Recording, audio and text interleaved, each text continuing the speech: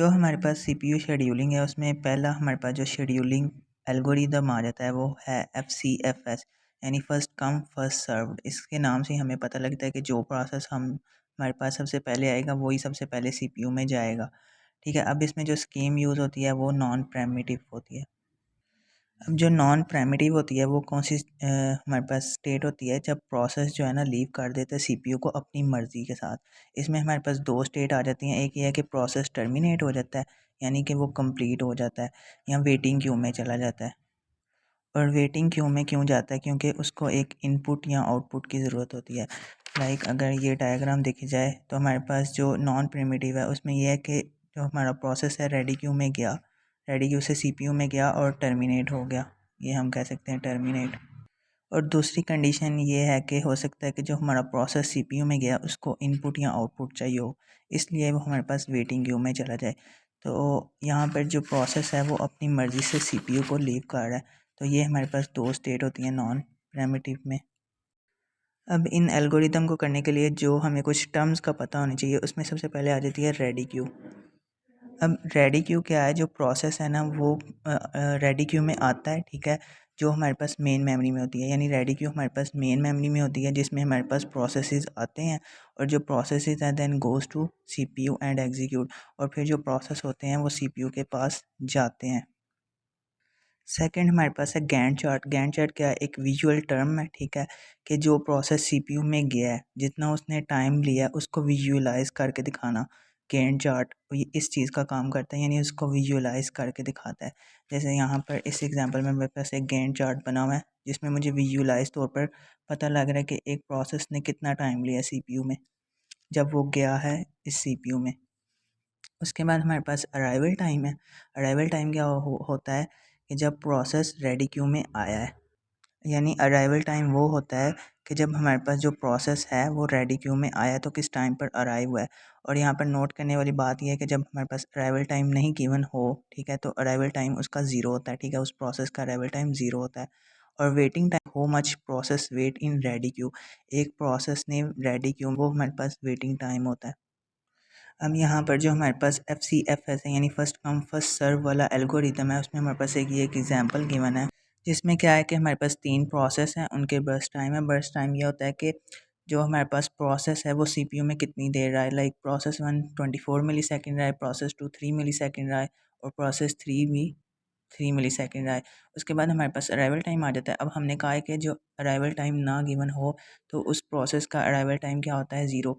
यानी कि इन तीनों प्रोसेस का अराइवल टाइम नहीं गिवन तो तीनों प्रोसेस का अराइवल टाइम क्या है? ज़ीरो है। अब अराइवल टाइम क्या होता है कि प्रोसेस किस टाइम पर रेडी क्यू में आया है, ठीक है। तो यहाँ पर तीनों प्रोसेसेस का अराइवल टाइम क्या है? ज़ीरो है। तो इसलिए तीनों प्रोसेस 0 मिली सेकेंड पर ही रेडी क्यू में आ गए, यानी प्रोसेस 1 भी, प्रोसेस 2 भी और प्रोसेस 3 भी। ये तीनों प्रोसेस 0 मिली सेकेंड पर ही अराइवल टाइम में आ गए, और सॉरी रेडी क्यू में आ गए, ठीक है। अब जो हमारे पास प्रोसेस 1 है उसका जो बर्स्ट टाइम है वो 24 मिली सेकेंड है, जो प्रोसेस 2 है उसका 3 मिली सेकेंड है, और प्रोसेस 3 का भी 3 मिली सेकेंड है। अब हम जो एल्गोरिदम पढ़ रहे हैं उसमें क्या है? FCFS यानी फर्स्ट कम फर्स्ट सर्व। जो प्रोसेस सबसे पहले आया है वही सबसे पहले मतलब जाएगा सीपीयू में। तो यहाँ पर जो हमारे पास प्रोसेस 1 है वो सबसे पहले आया है, तो इसलिए गैंट चार्ट में सबसे पहले हमारे पास प्रोसेस 1 ही गया, ठीक है। यहाँ पर जो हमारे पास सीपीयू का भी जो टाइम है, गैंट चार्ट बेसिकली क्या है कि विजुअलाइज तौर पर प्रेजेंट करता है कि सीपीयू जो प्रोसेस है वो सीपीयू में मतलब कितना टाइम ले रहा है। तो अभी 0 मिली सेकेंड पे प्रोसेस 1 आया है, ठीक है। अब हमने कहा है क्या कि नॉन प्रीमेटिव है, प्रोसेस अपनी मर्ज़ी से लीव करेगा, ठीक है, इसको सीपीयू बाहर नहीं निकाल सकता। तो इसलिए जो प्रोसेस 1 है वो सबसे पहले आ गया। अब वो पूरे 24 मिली सेकेंड तक कह लो कि यहाँ तक अगर बनते हैं तो वो हमारे सीपीयू में रहा है। 24 मिली सेकेंड कम्प्लीट होने के बाद जो हमारा प्रोसेस 1 है, वैसे तो यहाँ से निकल गया हुआ है, ठीक है, 24 मिली सेकेंड होने के बाद जो हमारा प्रोसेस 1 है उसका बर्स्ट टाइम ख़त्म हो गया, यहाँ हम कह सकते हैं कि टर्मिनेट कर गया। 24 मिली सेकेंड के बाद अगर हम देखें तो हमारी रेडी क्यू में दो प्रोसेस पड़े हैं, P2 और P3। तो P2 जो हमारा प्रोसेस है वो पहले आ रहा है, इसलिए हम FCFS पढ़ रहे हैं, तो प्रोसेस 2 ही हमारा पहले सीपीयू में जाएगा, ठीक है। तो प्रोसेस 2 हमारा गया। उसके बाद क्या हुआ कि यहाँ से तो कट कर देना हम। तो अब प्रोसेस 2 जो है उसका बर्स्ट टाइम कितना है, 3 है, यानी कि वो 3 मिली सेकेंड ले रहा है सीपीयू में। तो 24 + 3 अगर हम कर दें तो कितने बन, उसके बाद हमारे पास रेडी क्यू में सिर्फ एक प्रोसेस रह जाता है, प्रोसेस 3। तो वो भी हमारे पास नेक्स्ट आ जाएगा हमारे गैंट चार्ट में। यहाँ हम कह सकते हैं कि हमारे सीपीयू में नेक्स्ट प्रोसेस 3 आएगा। तो 27 मिली सेकेंड के बाद हमारे पास प्रोसेस 3 आया, और अब इसका भी बर्स्ट टाइम क्या है, 3, यानी ये भी 3 मिली सेकेंड लेगा एग्जीक्यूट होने में या कह लो टर्मिनेट होने में। तो यहाँ पर हमारे पास 27 + 3 कितना हो जाता है, 30। तो हम कह देते हैं कि जो हमारा प्रोसेस 3 है वो 30 मिली सेकेंड तक एंड हो गया। तो टोटल हमारे पास 3 प्रोसेस थे जिन्होंने 0 से लेके 30 मिली सेकेंड तक, ठीक है, हमारे सीपीयू को यूज़ किया या उसमें एग्जीक्यूट हुए। उसके बाद हमने फाइंड करना है वेटिंग टाइम। अब वेटिंग टाइम क्या होता है, वेटिंग एक प्रोसेस ने ready Q, waiting time find करने के लिए हमने अपने गैंट चार्ट में देखना है कि सबसे पहले हमारे पास कौन सा प्रोसेस आ रहा है, P1। तो हम सबसे पहले उसका वेटिंग टाइम फाइंड करेंगे। तो P1 अगर हम देखें गैंट चार्ट में कब आ रहा है, 0 मिली सेकेंड पर, तो यहाँ पर हमारे पास आ जाएगा 0, ठीक है। P1 हमारे पास कब आ रहा है, 0 मिली सेकेंड पर गैंट चार्ट में, ठीक है। उसके बाद हम माइनस कर देंगे इसको किससे, अराइवल टाइम से। अगर हम प्रोसेस 1 का रेडी क्यू में अराइवल टाइम देखें तो वो क्या है, 0 है, और यहाँ से भी हमें पता लग रहा है 0 है। लेकिन हमने रेडी क्यू में देखना होता है कि कितना उसका जो है अराइवल टाइम है, तो यहाँ पर 0 है, तो इसलिए हमारे पास क्या आ जाएगा, 0। तो ये हमारे पास टोटल कितना बना, 0। तो प्रोसेस 1 का वेटिंग टाइम कितना था, 0, यानी उसने 0 मिली सेकेंड वेट किया है किसमें। नेक्स्ट अगर हम देखें तो हमारा गैंट चार्ट में नेक्स्ट प्रोसेस है प्रोसेस 2, तो इसका वेटिंग टाइम फाइंड करेंगे। तो प्रोसेस 2 गैंट चार्ट में 24 मिली सेकेंड के बाद आया, तो यहाँ पर हमारे पास 24 आ जाएगा माइनस, हम इसको भी माइनस कर देंगे अराइवल टाइम से। और प्रोसेस 2 का भी अराइवल टाइम क्या था, 0 ही था, क्योंकि वो 0 मिली सेकेंड पर आया था, यहाँ पर भी हमने देखा। तो यहाँ पर इसको माइनस करेंगे 0 से, तो हमारे पास 24 ही बचा, यानी 24 मिली सेकेंड, और मिली सेकेंड लगाना ज़रूरी है। उसके बाद हमारे पास प्रोसेस 3 आ जाता है। प्रोसेस 3 अगर हम देखें तो गैंट चार्ट में 27 मिली सेकेंड के बाद आया, 27 माइनस, इसको भी हम माइनस कर देंगे अराइवल टाइम से। तो जो प्रोसेस 3 है उसका भी हमारे पास अराइवल टाइम क्या है, 0 है, और यहाँ पर भी 0 ही लिखा हुआ है। तो 27 - 0 = 27 मिली सेकेंड, ठीक है। अब हमने तीनों प्रोसेस का वेटिंग टाइम फाइंड कर लिया, अब हम इसका एवरेज वेटिंग टाइम फाइंड करेंगे।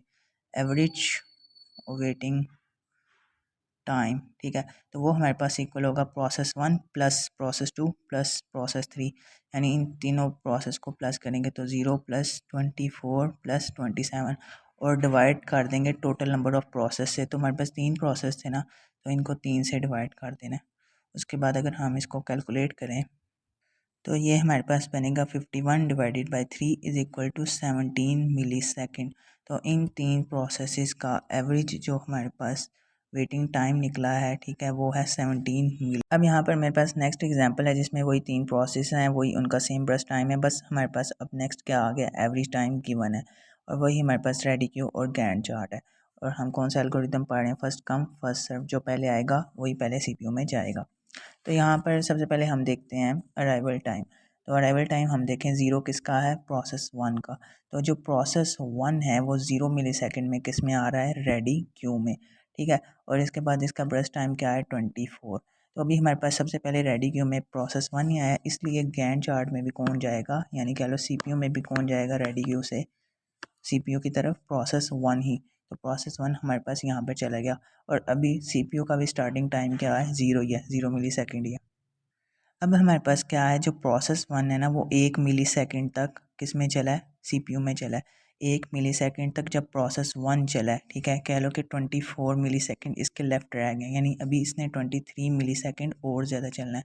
1 सेकेंड ये चल गया, तो 1 सेकेंड बाद क्या हुआ है कि 1 सेकेंड के अराइवल टाइम के बाद हमारे पास प्रोसेस 2 भी आ गया है, और इसका ब्रश टाइम क्या है, 3 है।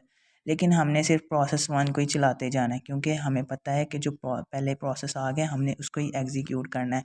और ये कौन सी स्टेट को फॉलो करते हैं, नॉन प्रिमिटिव, यानी जब तक प्रोसेस खुद नहीं छोड़ेगा सीपीयू को, सीपीयू उसको बाहर नहीं निकाल सकता, यानी प्रोसेस की मर्ज़ी है।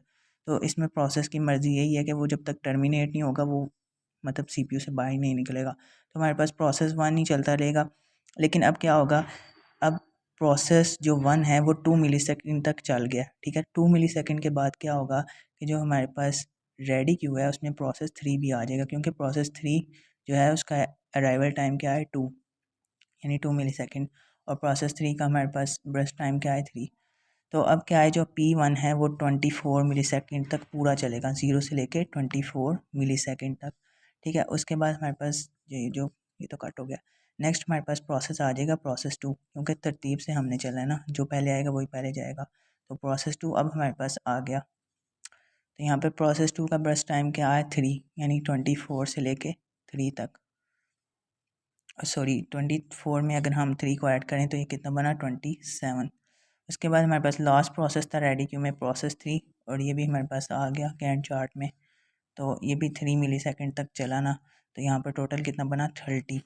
ठीक है, अब ये हमारे पास रेडी क्यू और इसका गैंट चार्ट। बस इस एग्जांपल में डिफरेंस क्या था कि एवरेज टाइम गिवन था। ठीक है, और हर प्रोसेस का एवरेज टाइम अलग था। पहले प्रोसेस 0 मिली सेकेंड पर आया, दूसरा प्रोसेस 1 मिली सेकेंड के बाद, और तीसरा प्रोसेस 2 मिली सेकेंड पर आया। ठीक है, अब हमने इसका भी वेटिंग टाइम फाइंड करना है। तो यहाँ पर हमारे पास 3 प्रोसेस है, प्रोसेस 1, प्रोसेस 2, प्रोसेस 3। ठीक है, अब यहाँ पर अगर हम देखें तो सबसे पहले हमारे पास कौन सा प्रोसेस है, प्रोसेस 1 है गैंट चार्ट में। तो हम प्रोसेस 1 का ही वेटिंग टाइम फाइंड करेंगे। तो प्रोसेस 1 हमारे पास गैंट चार्ट में कब आया, 0 मिली सेकेंड पर, 0 माइनस। अब इसको माइनस करना है हमने किसके साथ, अराइवल टाइम के साथ। तो अराइवल टाइम अगर हम रेडी क्यू में प्रोसेस 1 का देखें तो क्या है, 0 मिली सेकेंड ही है। तो 0 माइनस 0 इक्वल टू 0। उसके बाद हमारे पास नेक्स्ट कौन सा प्रोसेस है गैंट चार्ट में, प्रोसेस 2। इसका जो हमारे पास अराइवल टाइम है गैंट चार्ट में वो क्या है 24 मिली सेकेंड। तो यहाँ पर हमारे पास 24 आ जाएगा माइनस इसका प्रोसेस 2 का अराइवल टाइम क्या है रेडी क्यू में 1 मिली सेकेंड। तो हमारे पास जो प्रोसेस 2 का अराइवल टाइम है वो क्या था 1। तो 24 माइनस 1 इक्वल टू 23। ठीक है, उसके बाद हमारे पास क्या है जी, जो प्रोसेस 3 है वो रह गया। तो प्रोसेस 3 गैंट चार्ट में हमारे पास 27 मिली सेकेंड के बाद है, तो यहाँ पर 27 आ गया माइनस इसका अराइवल टाइम क्या था प्रोसेस 3 का 2 मिली सेकेंड। तो यहाँ पर 27 माइनस 2 इक्वल हो गया हमारे पास 25 के। एवरेज वेटिंग टाइम फाइंड करेंगे, एवरेज वेटिंग टाइम। तो यहाँ पर हमारे पास आ जाएगा process 1 plus process 2 plus process 3, और इसको डिवाइड कर देंगे हम टोटल नंबर ऑफ प्रोसेस के साथ जो कितने थे 3 के। तो यहाँ पर अगर हम इसको कैलकुलेट करें तो यहाँ पर जो हमारे पास इसका आंसर आता है वो आता है 16 मिली सेकेंड इसका एवरेज वेटिंग टाइम है। ठीक है, यहाँ पर ये हमने 2 एग्जांपल देख लें किसकी, FCFS एल्गोरिथम की, यानी फर्स्ट कम फर्स्ट सर्व, जो प्रोसेस पहले आएगा वही पहले एग्जीक्यूट होगा। और नॉन प्रिमिटिव है, ये नॉन प्रिमिटिव से मुराद है कि जब तक प्रोसेस टर्मिनेट नहीं हो जाता या उसमें कोई इंटरप्शन नहीं आ जाती तब तक वो इस CPU से बाहर नहीं निकल सकता। और ये CPU है बेसिकली। गैंट चार्ट क्या है कि विजुअलाइज तौर पर प्रेजेंट करता है CPU को, यानी कि CPU में प्रोसेसेस कैसे वर्क